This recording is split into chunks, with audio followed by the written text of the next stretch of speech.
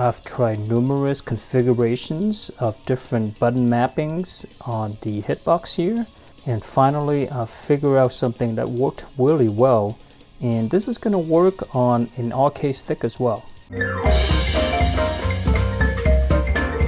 We're not going to talk about these directional buttons. You know what they do. On an arcade stick, you're going to just have a stick.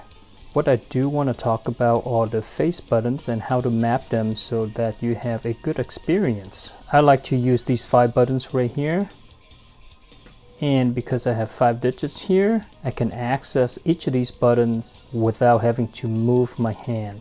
I don't touch these buttons at all. The first button here, I want to program it as throw. Initially, you may be tempted to use this button as a block button, but you're going to use block a lot and also to hold or counter your opponent. With a flat surface like this and the button is also flat, when you use your thumb to press this button, it's going to be pretty awkward because you're going to have to use the side of your thumb. Unlike a controller, your thumb is pretty natural, it's flat against the button, but not on a flat button like this. For hold or block, I program it to this button right here. This finger is called an index finger, right? Or a pointing finger.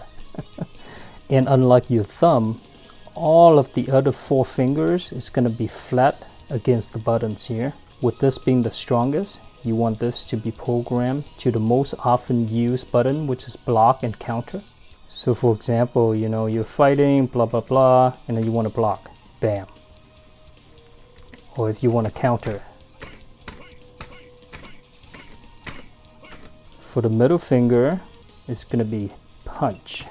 And you'll want to program kick to the next button to it, right? Your ring finger. And finally, this button is going to be your pinky, which is the least used button. Out of all of these moves, the special moves is probably going to be the least used.